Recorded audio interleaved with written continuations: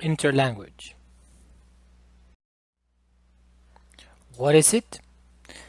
The notion of interlanguage has been central to the development of the field of research on second language acquisition and continues to exert a strong influence on both the development of second language acquisition theory and the nature of the central issues in that field.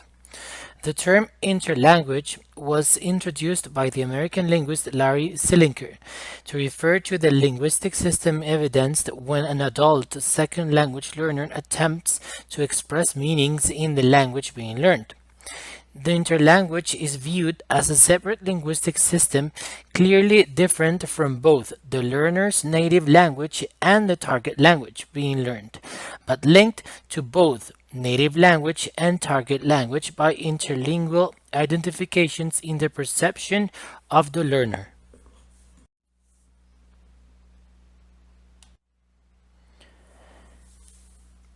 Interlanguage can take place thanks to five psycholinguistic processes. The first one is linguistic transfer. In this process, rules and elements that appear in these subsystems are generally from the L1 or another language. The second process is called training transfer. Happens when marks of interlanguage are the result of didactic procedures used in the teaching of a foreign language. The next process is L2 or LE learning strategies. When the characteristics of interlanguage are product of a cognitive process used by the student to learn a second language or a foreign language. The next process is communication strategies.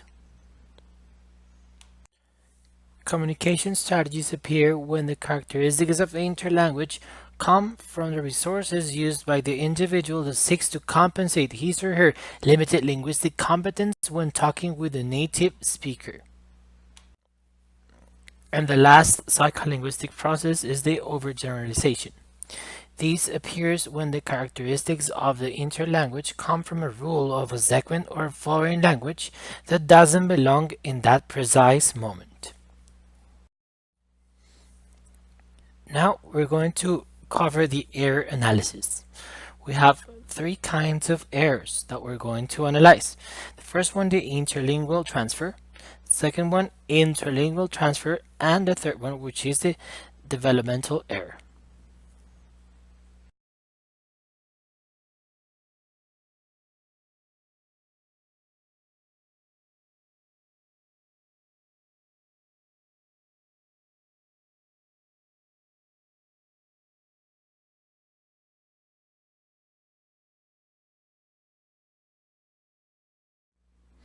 Interlingual transfer.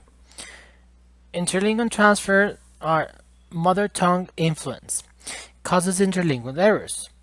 They are very frequent at the initial stages of L2 learning since the L1 is the only language system the learner knows and can draw, and therefore negative transfer takes place. Also, when one is learning L3, L4, it could happen. Transfer takes place from all their previously learned languages, but the degree of transfer is variable. Intralingual transfer. Intralingual errors are the result from L2 itself. And when we are talking about interlingual transfer, we can list 7 types of them. The first one they're going to talk about are the false analogy. False analogy mistakes. It arises when the learner incorrectly thinks that a new item behaves like another item already known to him or her. For example, the learner already knows that dog is plural for dog, so he or she thinks that sheeps is plural from sheep. That's the first one. The second one is misanalysis. It means that the learner has formed an unfounded hypothesis in the L2 and it's putting it in practice. Example, the situation when the learner assumes that its can be used as a pluralized form of it. The next one is incomplete rule of application. It happens when the learner doesn't apply all the rules necessary to apply in a particular situation. In fact, it is the converse of overgeneralization. The next one that we have is exploiting redundancy. It appears because there is a lot of redundancy in every language. Unnecessary morphology, and intelligent learners try to avoid those items which they find redundant to make their learning and communication easier. The next kind of interlingual error is overlaboration. Overlooking co-occurrence restrictions means that the learner doesn't know that certain words go together with certain complements, prepositions, etc. An example given by James is when the learner ignores that the verb to enjoy is followed by a gerund and not bare infinitive. Another one that we have is hypercorrection. Results from the learners over-monitoring their L2 output. Overgeneralization means that the learner uses a member of a set of forms also in situations when the other members must be used. This usually leads to overuse of one form and underuse of others.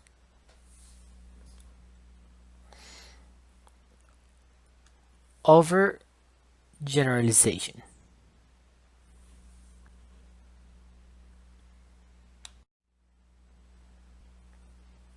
Now we're going to have some examples. The first example that we have in here is a written example. So we have in here my biography, which is written by a girl, and we have the first error. The first error that we have is a transfer form. In this case, the girl transfers from her mother tongue syntactical structures and words that are very similar in her first tongue, the L1. Also, she wrote a word in Spanish. I have 10 years old, and she wrote ellos. Overgeneralization errors. In this case, the student is overgeneralizing the morphological rule for making plural nouns. Here we can see that she doesn't know the exceptional rules. She wrote mouses instead of mice.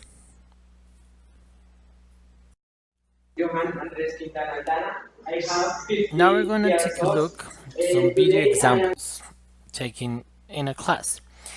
These students were supposed to talk up 2 minutes about anything that they could talk about. The only rule that they had is that they were not supposed to use any Spanish at all.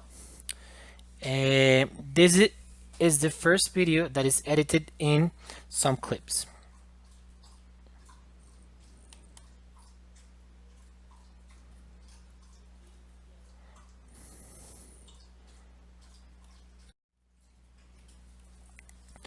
I have 15 years old. So in here we have an interlingual transfer because he's saying I have 15 years old, assuming that is the way that he communicates in Spanish, saying yo tengo 15 años, I have 15 years old, which is really different in English as you say I am 15 years old. That is the first mistake that we have here to analyze. Let's have a look at another clip. To audio because the cars have music.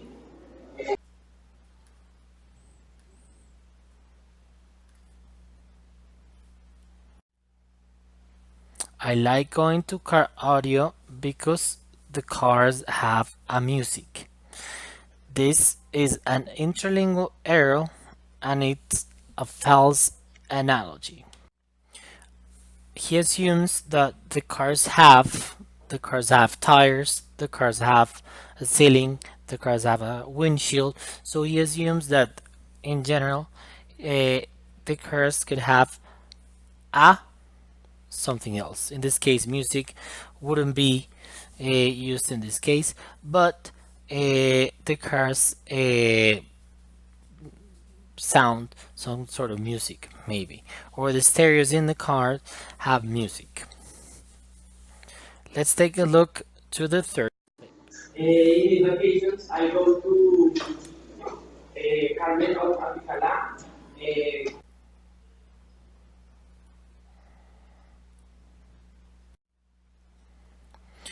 In these vacations, I go to Carmen of Apicalá. First of all, we have an interlingual overlappation. He doesn't know that the word on always goes with vacations. He should say on this vacation. And he doesn't know that you don't say vacations, but vacation. That's why we have in here an incomplete rule of application. Doesn't apply the rule in past tense. In this vacation, I go instead of I went. We also have in here an interlingual transfer, which is vacations. He assumed that vacations are the same as vacaciones in Spanish. That's why he wrote in plural instead of vacation that he should have said. Let's take a look to another clip. To have a lunch.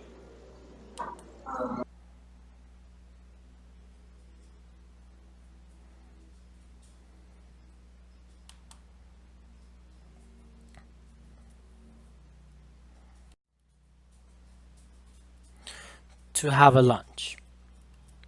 Here we have an interlingual overlappation. He's not aware that you don't say to have a lunch. You can say to have a break, to have a minute, but you don't say to have a lunch, you say to have lunch.